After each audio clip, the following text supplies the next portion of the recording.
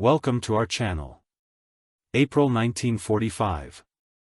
The building stood at the edge of a destroyed German town. Its windows blacked out its purpose, hidden from the retreating Wehrmacht soldiers who'd abandoned it 3 days earlier. Inside, 12 women huddled in the basement. Too terrified to leave, too broken to hope, Anna Schultz sat against the cold stone wall, her arms wrapped around her knees. At 24, she felt ancient. The blonde hair that had once been her pride now hung in matted strands. Her hands that had once played piano in her family's lay-pick home, trembled constantly. "Now they'll come back," whispered Frida the oldest, at 37. "The SS will come back and kill us for still being here, or the Americans will come," said Margaret, barely 18, her voice hollow. And then she didn't finish. They all knew what soldiers did to women like them, women who'd been forced into service by their own army, told it was their duty to the Reich. Women the Nazis had used and discarded. Anna closed her eyes, remembering the day, 2 years ago, when the Gestapo had come to her family's apartment. Her father had been arrested for defeat talk, her mother had disappeared into a labor camp, and Anna, pretty young Anna, had been given a choice that wasn't a choice at all. The sound of boots on the street above made them freeze. American voices, English words she barely understood, buildings clear. Someone shouted, "Wait, Lieutenant, there's a basement door." Anna's heart hammered, this was it. After everything they'd survived, this was how it would end. The basement door creaked open. Flashlight beams cut through the darkness. 3 American soldiers descended the stairs, weapons ready. When they saw the women, they stopped. "Jesus Christ," one breathed. The women pressed back against the wall. Anna felt Frida's hand grip hers so tightly it hurt. The youngest soldier, he couldn't have been more than 22, with kind eyes and freckles, slowly lowered his rifle. "Ma'am, we're not going to hurt you, we're here to help," liar Margaret spat. In German, all soldiers are liars. But the American lieutenant stepped forward, removing his helmet. His hair was graying at the temples and his eyes held a sadness that Anna recognized, the sadness of someone who'd seen too much. "We know what happened here," he said in careful German. "We know what they did to you, and I swear on my daughter's life we are not them." He reached into his pack and pulled out chocolate bars, rations, cantons of water. He set them on the ground and backed away, hands raised. "My name is Lieutenant Thomas Miller. We have medical staff, food, shelter, but we won't force you. When you're ready, we'll be upstairs, take your time." Then, impossibly, he and his men turned and left. Anna stared at the chocolate bars in the dim light. It could be poison. It could be a trick, it could be. Frida crawled forward and picked one up with shaking hands. She unwrapped it slowly, sniffed it, then took the smallest bite. Tears streamed down her face. "It's real," she whispered. "My God, it's real chocolate." For the first time in 2 years, something stirred in Anna's chest that felt dangerously like hope. But hope, she knew, was the crudest lie of all. 20 minutes passed before Anna found the courage to climb the basement stairs. The other women followed, moving like ghosts, ready to flee at the first sign of danger. Lieutenant Miller sat on the building's front steps alone, his rifle set aside. When he heard them, he stood slowly, careful not to make sudden movements. "Thank you for trusting us," he said gently. "We don't," Anna replied in broken English. "But we have no choice, fair enough." He gestured to a military truck parked nearby. "We have a medical facility set up in the town square, hot food, clean water, doctors, women doctors, if you prefer. No one will touch you without permission. No one will force you to do anything." Why, the word escaped Anna before she could stop it. "Why help us?" Lieutenant Miller's expression crumbled for just a moment. "Because you're human beings, because what happened to you was wrong, because," he paused, struggling, "because I have a daughter your age back home, and if she were In your position, I'd pray someone would show her kindness before we continue with Anna's journey. Tell us where you're watching from in the comments. We love knowing our viewers are from all corners of the world, especially those who believe these forgotten stories of humanity deserve to be told. At the medical tent, Anna met Captain Sarah Reynolds, an army nurse with gentle hands and patient eyes. She didn't ask questions. She just offered clean clothes, warm water and soap that smelled like lavender. You can bathe in private, Sarah said in careful German. Take as long as you need. These clothes are yours to keep, and when you're ready there's hot soup. Anna stood alone in the small bathing area staring at her reflection in a cracked mirror. She barely recognized herself.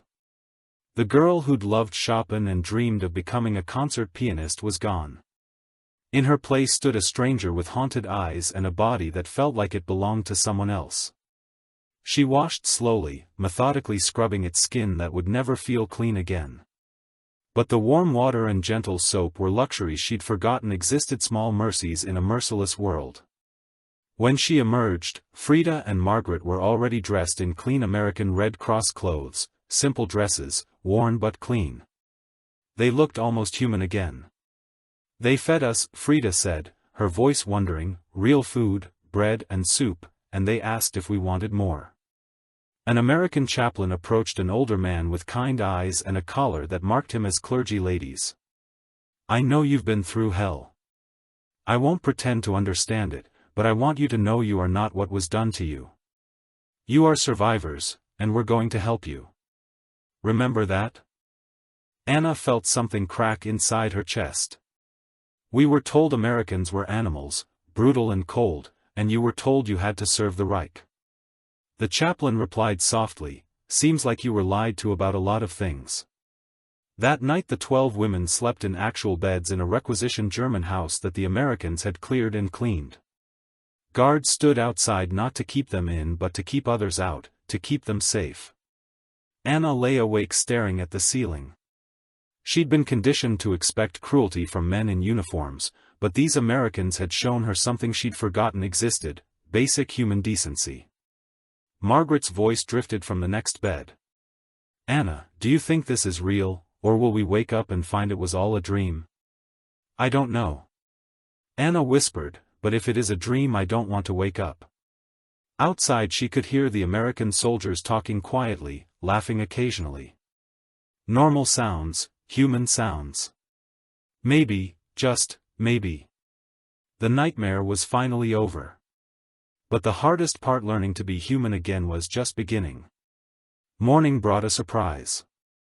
Lieutenant Miller arrived with a woman Anna hadn't seen before, a civilian in her 50s with styled hair and a kind smile. Ladies, Miller said, this is Mrs. Helena Fisher. She owned a salon here in town before everything. She's offered to help if you're willing. Helena stepped forward, speaking in German. I know what the Nazis did to this town, to women, to everyone. Her voice cracked, my daughter. She didn't survive the war, but I'm still here, and I want to do something good, something that matters. Anna exchanged glances with the other women. A salon? Frida asked confused, you've been through hell? Helena said simply, you've been treated as less than human. I can't undo that, but I can give you a few hours when you're treated like the women. You were like the women, you still are. The silence stretched. Then Margaret laughed, a bitter, broken sound. You want to do our hair after everything? I want to give you back something they took. Helena replied, your dignity, your choice, your right to feel human again.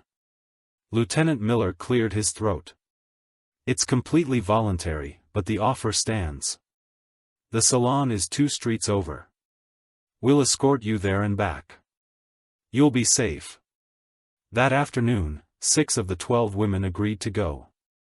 Anna was one of them, though she didn't fully understand why. What did hair matter when your soul was shattered? The salon was small but intact, one of the few buildings in town that hadn't been destroyed. Helena had somehow found supplies, shampoo, scissors, a few precious bottles of hair dye, even some old magazines showing hairstyles from before the war. Who wants to go first? Helena asked. No one moved. Finally, Anna raised her hand. I will. She sat in the salon chair and Helena draped a cape around her shoulders. The simple gesture being treated with care made Anna's throat tighten. What would you like? Helena asked gently. I don't know, Anna's voice broke. I don't remember who I was before. Then let's figure it out together. For the next hour, Helena worked with patient hands. She washed Anna's hair with warm water and real shampoo. She trimmed away the damaged ends. Furthermore, she combed through tangles with gentle persistence, never pulling too hard, always asking if Anna was comfortable. An American soldier, the freckled young one from the basement, stood guard by the door, but he kept his back turned, giving them privacy, respecting their space. My daughter loved music, Helena said quietly as she worked. She played violin. What did you do before? Piano, Anna whispered. I played piano. Then you're an artist. Artists create beauty. That's still in you, even if it feels buried. Tears slid down Anna's face. She'd been trying not to cry, trying to stay strong, but Helena's kindness was breaking through every wall she'd built. Why are you doing this? Anna asked. We're German, your enemy. Helena met her eyes in the mirror. You're not my enemy. The men who started this war, who destroyed everything good, they're the enemy, you and me. We're both just trying to survive their madness. When Helena finished, she turned the chair, so Anna could see her reflection. The transformation wasn't dramatic, just clean hair, neatly trimmed, styled simply. But Anna barely recognized herself. She looked human again. Thank you, Anna breathed. One by one, the other women took their turns. Frida cried through her entire appointment. Margaret sat in stunned silence. Each woman emerged, looking more like herself, less like a ghost. As they prepared to leave, Helena pressed something into Anna's hand, a small comb. Keep this and remember. You are more than what was done to you. You are still Anna, you are still here and that matters. That night Anna sat by the window running the comb through her clean hair. Such a small thing, such a simple gesture, but somehow it felt like the beginning of being human again. Word spread through the refugee camp quickly. Within days all 12 women had visited Helena's salon. But the transformation went deeper than hair. Lieutenant Miller had arranged for counseling sessions with Army chaplain and medical staff trained in trauma. At first Anna refused, what could talking possibly fix? But Captain Sarah Reynolds was persistent. You don't have to tell me anything you don't want to, she said. But sometimes just having someone listen, really listen, helps. Anna found herself in a quiet room with Sarah and a translator. For the first time in 2 years someone asked her about her life before, about her family, about her dreams. I wanted to study at the Leipzig Conservatory. Anna heard herself saying, I practiced 4 hours every day. Chopin was my favorite. My mother said I had a gift. You still have that gift, Sarah said gently, Tram doesn't erase who you were. It changes you. Yes, but the core of who you are, the artist, the musician, that's still there, is it? Anna's voice cracked because I can't remember what it feels like to play. I can't remember what it feels like to be clean, whole. That feeling will come back, maybe not today, maybe not next week, but it will come back because you're a survivor, Anna, and survivors are stronger than they. No. In the evenings, the women gathered in their shared house. At first, they sat in silence, each trapped in her own memories, but slowly, tentatively, they began to talk. Frida had been a school teacher before the Nazis closed the Jewish schools and arrested her for racial sympathy. Margaret had been studying medicine, her dreams destroyed when her professor father spoke against the regime. Each woman had a story. Each had lost everything. What do we do now? Margaret asked one night. When this is over, where do we go? What do we become? We survive, Anna said firmly. We rebuild. Furthermore, we refuse to let them win by staying broken. Lieutenant Miller had been working behind the scenes. He approached Anna a week after the salon visit. We're setting up programs for displaced persons, education, job training, immigration assistance. The war is almost over. You'll need to think about your future. I don't have a future. Anna said automatically, yes, you do. His voice was firm but kind. You have whatever future you choose to build. It won't be easy, but it's yours. He handed her a piece of paper. There's a piano in the chapel tent. It's old, probably out of tune, but it works. I thought maybe you'd want to try again. Anna stared at the paper, her hands shaking. She hadn't touched a piano in 2 years. What if her fingers didn't remember? What if the music was gone? That night she snuck into the chapel tent. The piano stood in the corner, a battered upright, scarred and worn. She approached it like it might bite. Slowly she lifted the cover. The keys were yellowed, some chipped. She sat down, her heart pounding. She placed her fingers on the keys and played a single note. The sound was out of tune, harsh, but it was music, real music. Tears streamed down her face as she played a simple scale, then a chord progression, then, haltingly, the opening bars of a shonen nocturne her mother had loved. Her fingers stumbled, she hit wrong notes, but she played. Behind her, she heard quiet footsteps. She turned to find Lieutenant Miller standing in the doorway, tears in his eyes. Don't stop, he said softly. Please don't stop. So Anna played, not perfectly, not beautifully, but honestly, pouring 2 years of pain and survival and impossible hope into those broken keys. When she finished, Miller approached slowly. My wife plays piano. Used to play for our daughter before bed every night. His voice broke. That was beautiful, Anna. Not because it was perfect, because it was real. I thought I'd forgotten how Anna whispered. You didn't forget, you just needed permission to remember. He handed her a key. The chapel's yours, anytime you want it, play as much as you need. If you're moved by Anna's journey back to herself, please subscribe and share this story. These moments of recovery and humanity in war's darkest hours deserve to be remembered. That night Anna told the other women about the piano. Maybe that's how we survive, she said, by finding the pieces of ourselves they tried to take and claiming them back, one note at a time. Frida smiled, the first real smile Anna had seen on her face. Then tomorrow I'll ask if there are books I need to read again, to teach again.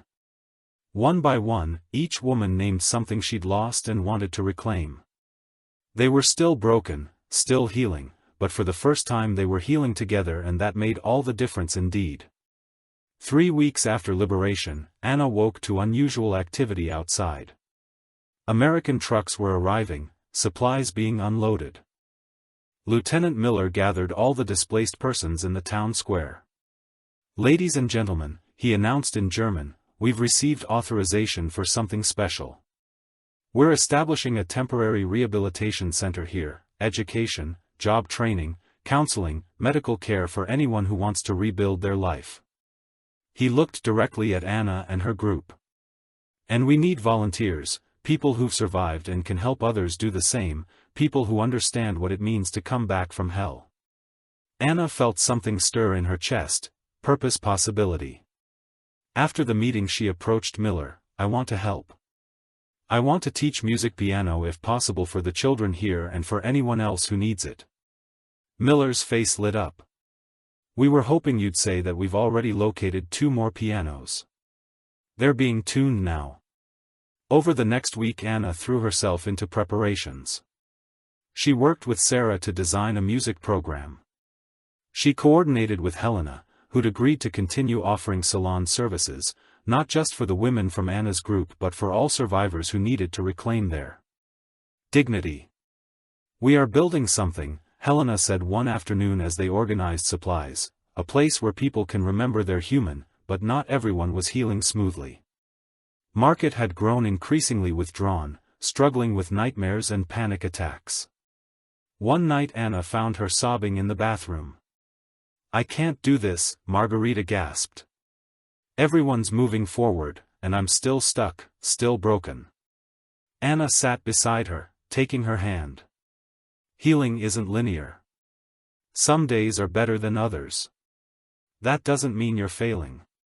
But you're playing piano again. Frida's teaching reading classes. Everyone's finding themselves, except me. I'm not myself yet," Anna said honestly. "I'm learning to be a new version of myself. The old Anna died in that building. This Anna, the one who survived. She's different and that's okay." She squeezed Margaret's hand. "You survived too. That took strength. Most people will never understand. Don't compare your healing to anyone else's. Just take one day at a time." The next day, Margaret joined Anna at the piano. "Teach me something," she said quietly. "I was never musical before, but maybe I could be now." Anna taught her a simple melody, just a few notes, easy to remember. Margaret's fingers fumbled at first, but she kept trying, and when she finally played the sequence correctly, her face transformed. "I did it," she breathed. "I created something beautiful." "Yes, you did." Anna smiled. "And you can do it again tomorrow and the day after, as many times as you need." The rehabilitation center officially opened on a bright May morning. Survivors from across the region began arriving, some from camps, some from bombed cities, some from situations. Anna could only imagine Lieutenant Miller had convinced his superiors to assign him permanently to the center. "My combat days are over," he told Anna. "But this, helping people rebuild, this is the war I want to fight now." On the cent's opening day, Anna gave her first piano lesson to a group of 10 children, German, Polish, even 2 French orphans. Their eyes were too old for their young faces, but when Anna played a cheerful folk tune, several of them smiled. "Music is magic," she told them in simple language they could all understand. "It takes broken sounds and makes them beautiful, just like we're taking our broken lives and making them beautiful again." That evening Helena organized a celebration, modest but meaningful. She'd managed to find enough supplies to give everyone a small treat, real coffee, a bit of cake. She'd baked even a few flowers for the tables. As they gathered, Anna looked around at the faces, women and men who'd survived, the unsurvivable, who were choosing life despite everything. Captain Sarah Reynolds raised her coffee cup to survival, to healing and to the courage it takes to keep going, to second chances, Frida added. "To reclaiming our humanity," said Margaret, her voice stronger than before. Anna lifted her own cup to remembering that even in darkness, there are people who choose kindness, who see us as human, who give us beauty salons and piano keys and the permission to be ourselves again. As they drank their coffee and shared stories, Lieutenant Miller pulled Anna aside. "You've come so far," he said, "from that terrified woman in the basement. To this you should be proud." "I'm not the same person," Anna admitted. "No, you're stronger. You're someone who survived hell and chose to help others survive too. That's extraordinary." Anna looked at him, this American soldier who'd shown her that not all men were monsters, who'd given her back her dignity, one small gesture at a time. "Thank you," she said, "for seeing us as human when we'd forgotten how to see ourselves that way." "Thank you for reminding us why we're fighting," he replied, "for showing us that even in war's worst moments, humanity can survive." That night, Anna played piano in the chapel until her fingers acid. She played Chopin and Beethoven and simple folk songs. She played for her mother wherever she was, for her lost dreams, for the girl she'd been and the woman she was becoming. And for the first time in 2 years, when she closed her eyes, she didn't see darkness, she saw possibility. Summer brought new challenges. The rehabilitation center swelled with survivors, over 200 people now, each carrying unimaginable trauma. Anna's music program expanded to 3 daily sessions and she found herself becoming not just a teacher but a lifeline. One morning a new arrival appeared. Her name was Carrara, barely 20, with vacant eyes. That Anna recognized too well. She'd been liberated from a similar situation but, unlike Anna's group, she'd been alone. No community, no support. She won't speak. Sarah told Anna. Won't eat, won't engage. We're worried she's giving up. Anna approached Carrara slowly that afternoon. I'm Anna, I was like you once, broken, silent. Sure, I'd never be whole again. Carrara didn't respond. I'm going to play piano now. You don't have to listen, you don't have to do anything, but you're welcome to sit here if you want. Anna played for an hour, soft melodies, gentle rhythms. Carrara never moved, never reacted, but she didn't leave either. The next day Carrara was there again when Anna arrived. And the day after that, on the 4th day, as Anna played Schubert, she heard a sound barely audible. Carrara was humming along.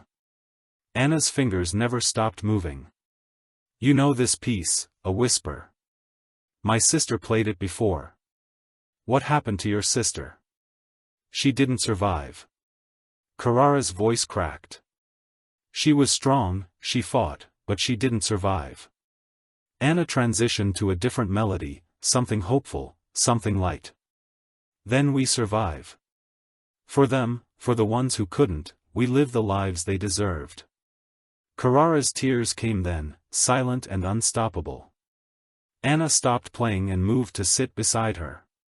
She didn't touch. Her touch was still complicated for survivors, but she sat close enough that Carrara knew she wasn't alone. It doesn't feel possible, Carrara whispered. I know, but 6 weeks ago I couldn't imagine playing piano again. Now I teach it small steps, one day at a time. Lieutenant Miller had been watching from the doorway.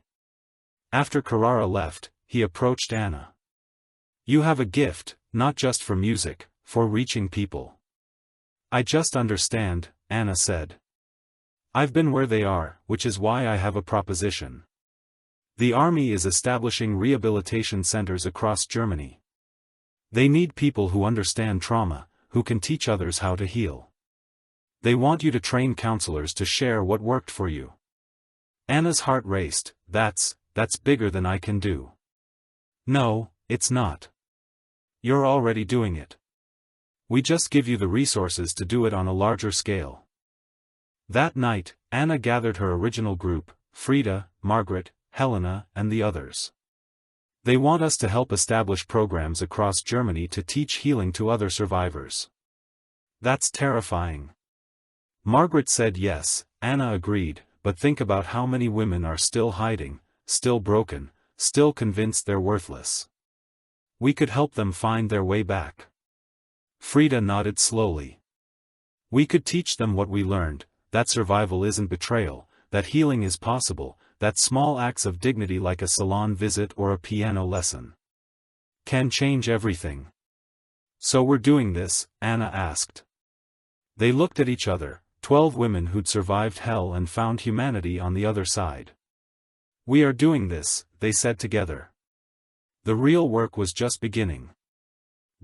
3 months later, Anna stood in a bombed-out church in Frankfurt facing 30 women who looked exactly like she had that first day in the basement. Terrified, broken, convinced. They were beyond redemption. My name is Anna Schultz. She began in German. 6 months ago I wanted to die. I believed I was worthless, ruined, beyond saving. Then an American soldier gave me chocolate and everything changed. She told them her story, not sparing the darkness but emphasizing the light, the salon, the piano, the small acts of dignity that had rebuilt her humanity, piece by piece.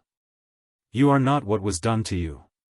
She said firmly, you are what you choose to become now, and I'm here to help you choose life. A woman in the back stood abruptly, easy for you to say.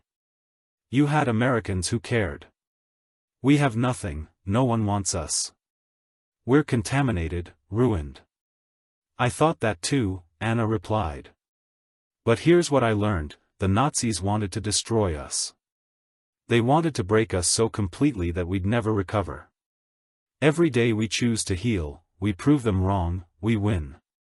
She sat at the church's damaged piano, one key missing, several strings broken. This piano is like us, damaged, imperfect. But listen. She played a melody, working around the broken keys, creating something beautiful despite the imperfections. We don't have to be perfect to be worthy. We just have to be here to keep trying to refuse to let them win. Another woman spoke, younger, her voice shaking. But how? How do you stop feeling dirty? How do you stop the nightmares? Slowly, Anna said honestly, some days are better than others. But you surround yourself with people who understand. You find small things that make you feel human, music, books, beauty. You give yourself permission to heal at your own pace. Over the next week, Anna and her team worked with the Frankfurt survivors. They'd brought Helena, who set up a temporary salon. Frida organized reading groups. Margaret, now studying counseling, formally led support sessions. But the breakthrough came unexpectedly. One evening the youngest survivor, a girl named Emma, only 17, approached Anna. I want to sing, Emma said. Before the war I sang in my church choir. I haven't sung since it happened, but watching you play piano I remembered music was mine. They took everything else, but they can't take what music makes me feel inside. Anna's throat tightened. Then sing right now, whatever you want. Emma's voice was shaky at first, then stronger. She sang a hymn her grandmother had taught her about light in darkness, hope in despair. Other women gathered listening. Some began crying, others joined in, their voices blending. It was imperfect, broken, beautiful. Lieutenant Miller, visiting to check their progress, stood in the doorway with tears streaming down his face. When the song ended he approached Anna. Do you understand what you've done? He asked. You've given them back their voices, literally and figuratively. They always had their voices, Anna said, they just needed permission to use them again. That night, as the women settled into their temporary shelter, Emma approached Anna again. Thank you for showing us it's possible to be human again, to create beauty again. You showed yourself, Anna replied. I just gave you the space to remember. But as Anna prepared for bed, she overheard two women talking in whispered German. It's all manipulation. They're using her to control us, to make us compliant. Anna's heart sank after everything. Some still couldn't trust, still couldn't accept that healing was real. She realized then the hardest part wasn't teaching survival. It was teaching people to trust hope again, when hope had betrayed them so completely.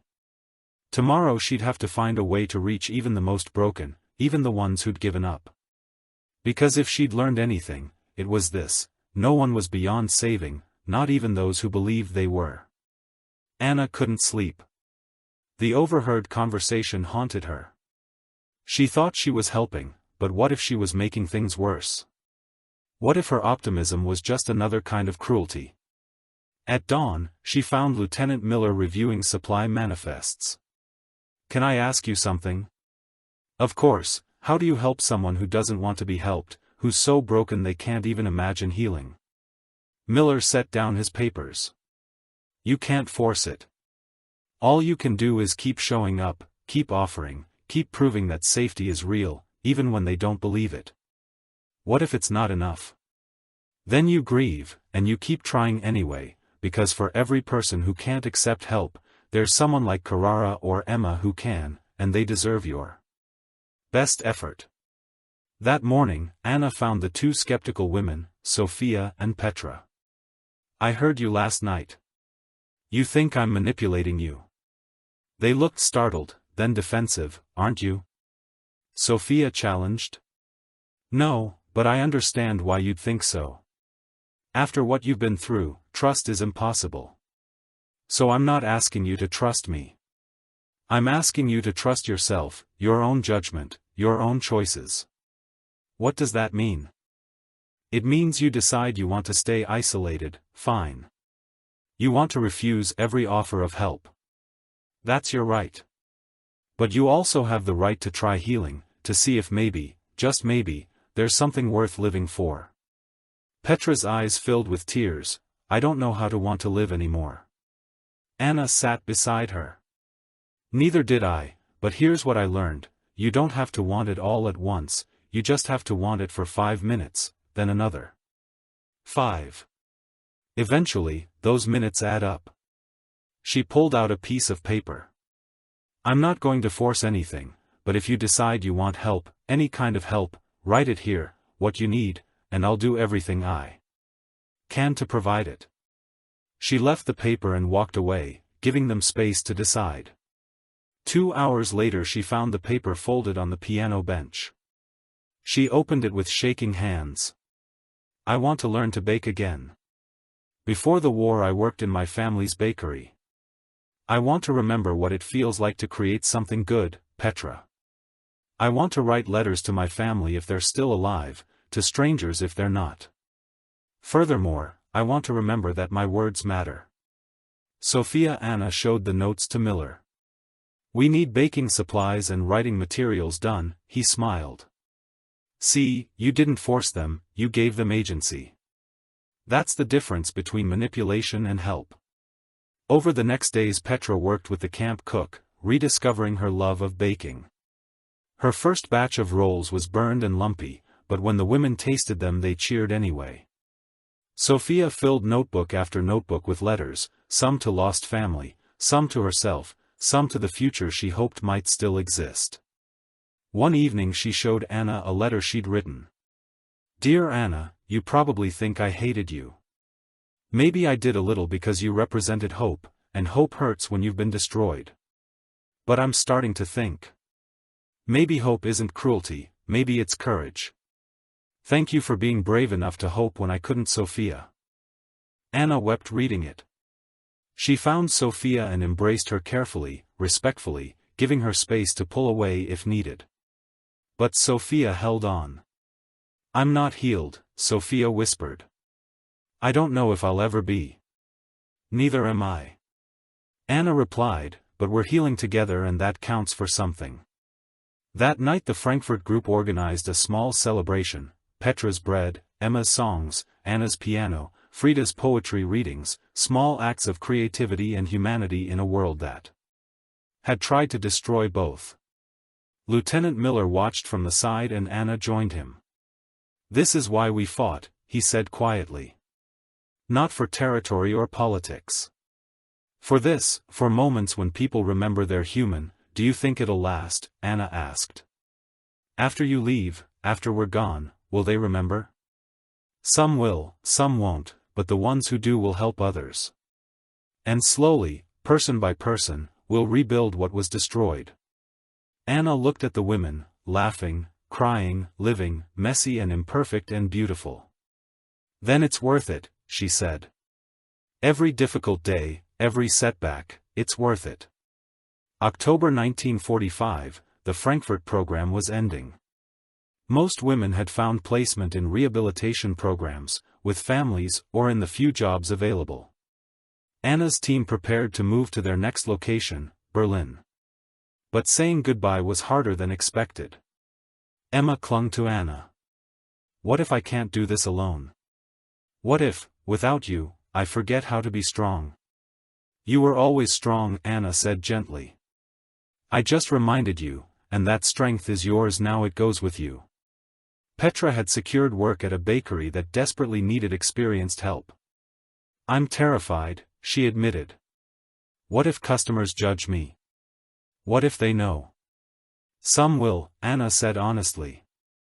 But others will just see a woman making delicious bread.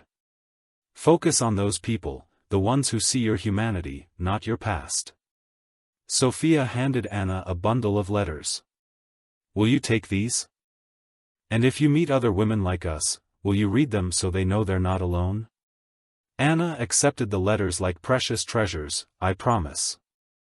The journey to Berlin was long and difficult. The city was devastated worse than anything. Anna had seen rubble everywhere, desperate people, overwhelming need. The new facility was a damaged school building, barely weatherproofed, but it would have to do. "We're starting from nothing," Margaret said, surveying the destruction. "We've started from nothing before," Frida replied. "We'll do it again." The first week was chaos. They had fewer supplies, less support, and more severely traumatized survivors than ever before. Anna worked 18-hour days, barely sleeping. One night she found Helena crying in the makeshift kitchen. "I can't do this anymore. I thought I was strong enough, but this Berlin is too broken. Furthermore, I'm too broken." Anna sat beside her. "Remember what you told me that first day in the salon, that you couldn't undo what happened, but you could give back dignity. You've done that for hundreds of women. Now that matters. Does it look around? It feels like nothing changes.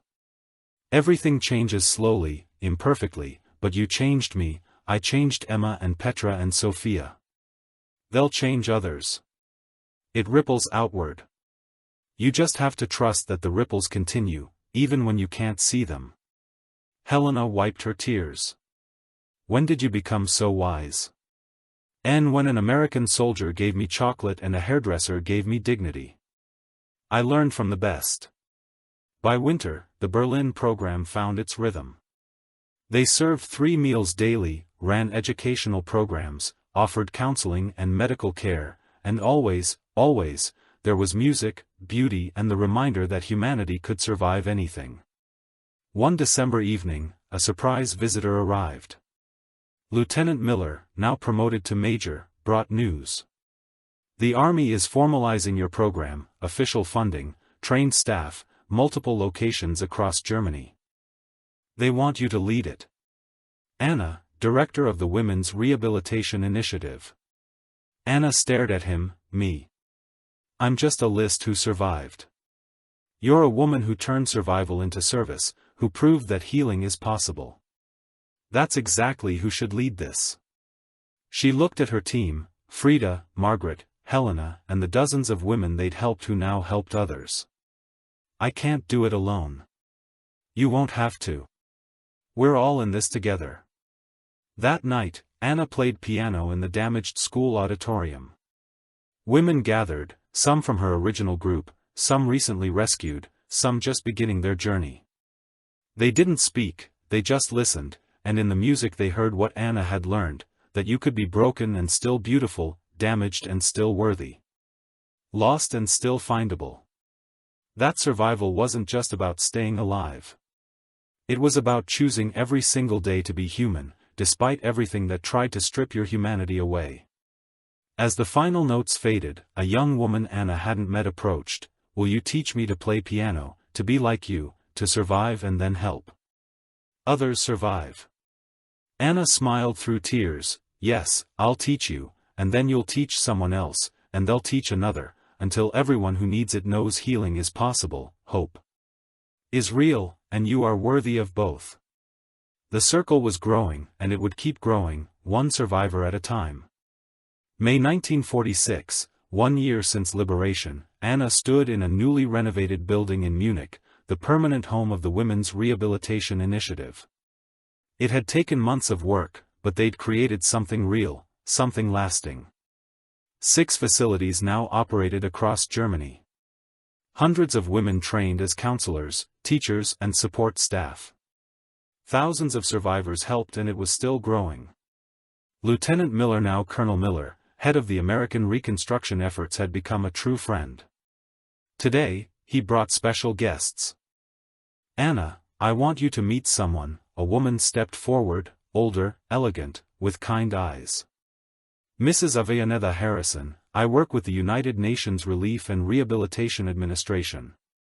We've been following your work. The UN wants to replicate your program internationally," Miller explained, "for survivors across Europe, and they want you to train their staff." Anna felt dizzy. "International, I don't. I'm not qualified for something that big." "You're the most qualified person alive," Avellaneda said firmly. "You understand trauma because you've lived it. You understand healing because you've done it. That's better than any degree. She handed Anna a folder. We're starting in France next month, then Poland, Austria, the Netherlands. Everywhere, women need help rebuilding their lives. Anna opened the folder with shaking hands. Inside were dozens of letters from Emma, Petra, Sophia and countless others she'd helped, all saying the same thing: you saved my life, let me help save others. I can't do this alone, Anna whispered. You won't. Frida said, appearing behind her. We're coming with you, all of us. Margaret nodded. You taught us that survival means service, so let's serve. Helena squeezed Anna's hand. Let's show the world what's possible. That evening they held a celebration at the Munich facility. Survivors from all 6 programs attended. Women who'd found their voices again, reclaimed their dignity and rebuilt their lives. Anna played piano, no longer the broken melodies of grief, but something triumphant and hopeful.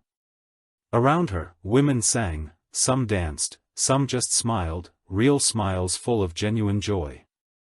Colonel Miller raised a glass to Anna and her team, who proved that even war's darkest cruelty can't destroy the human capacity for compassion. To second chances, someone called to dignity, said another. To every American soldier who chose kindness over cruelty, Anna added, her voice breaking. To Lieutenant Miller and Captain Reynolds and all the others who showed us that enemies can become friends, that hate doesn't have to win. She looked at the surrounding faces, survivors who'd become thrivers. Victims who'd become advocates. Broken women who'd become whole enough to help others heal.